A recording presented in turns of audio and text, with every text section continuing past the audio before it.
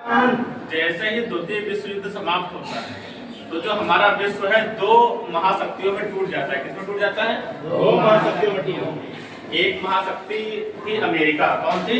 America. और दूसरी महाशक्ति थी रूस या यूएसएसआर। कौन था? यूएसएसआर।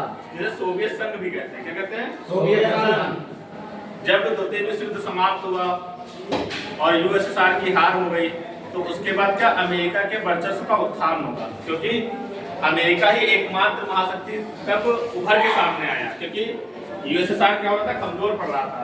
तो इसी बीच में क्या होगा, अमेरिका के वर्चस्व का उत्थान होगा, क्योंकि अमेरिका के पास ही सभी संसाधन थे, मिलिट्री पावर थी और आर्थिक संसाधनों से वो परिपूर्ण था। तो इससे क्या होगा, अमेरिका का वर्चस्व विश्व की व्यवस्था में बढ़ेगा।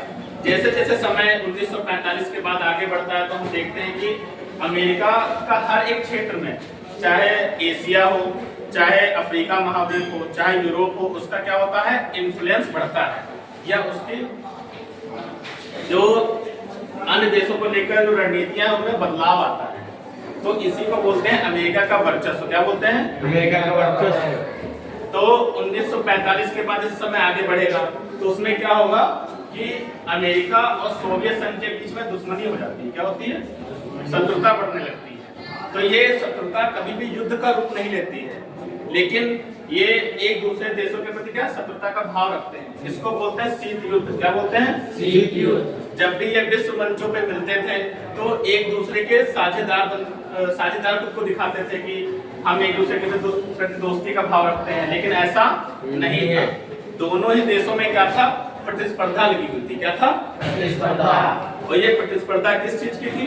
ये प्रतिस्पर्धा थी हथियारों की, वर्ल्ड पावर बनने की और आर्थिक क्षमता को विकसित करने की। समझ में आया? तो ऐसे ही क्या होगा, शीत युद्ध का प्रारंभ होता है, ठीक। लेकिन 1992 में 1992 में क्या होगा, यूएसएसआर का विघटन हो जाता है। क्या होता है? यूएसएसआर का विघटन। और जैसे यूएसएसआर का विघटन हो जाएगा तो क्या होगा, वहीं से शीत युद्ध की समाप्ति की घोषणा हो जाती है कि शीत युद्ध यहाँ से समाप्त होता है। अब आते हैं कौन से ऐसे कारण थे कि यूएसएसआर का विघटन हो गया। देखिए, किसी भी विश्व, जो भी विश्व है हमारा, तो इसमें दो जो व्यवस्थाएं हैं वो प्रचलित हैं। एक है पूंजीवाद और एक है समाजवाद। जो पूंजीवाद है इसका नेतृत्व करता है अमेरिका। कौन करता है? अमेरिका। और जो समाजवाद है इसका नेतृत्व कौन करता है? यूएसएसआर, सोवियत संघ करता है।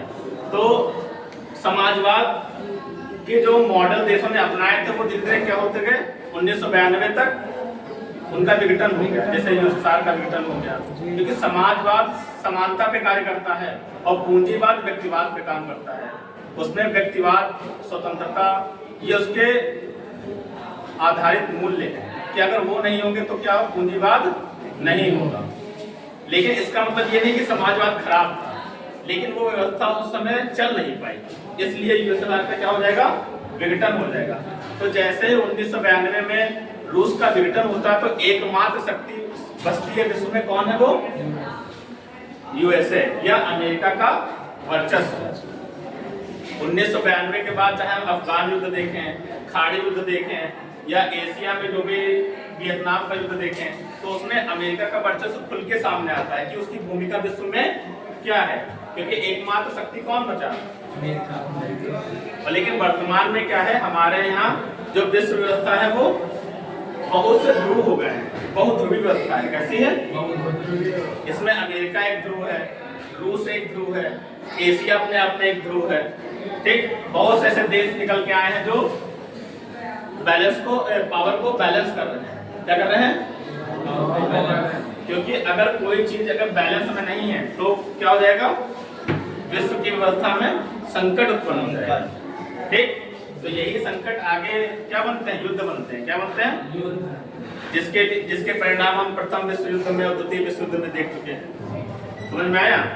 तो इससे बचने के लिए हमने क्या बनाया है, संयुक्त राष्ट्र संघ बनाया है। क्या बनाया है? संयुक्त राष्ट्र संघ। सुना होगा संयुक्त राष्ट्र संघ के बारे में। इतनी बात समझ में आई? यहाँ तक किसी को डाउट हो तो बताओ। चलो आज क्लास में रखते हैं, बंद करो।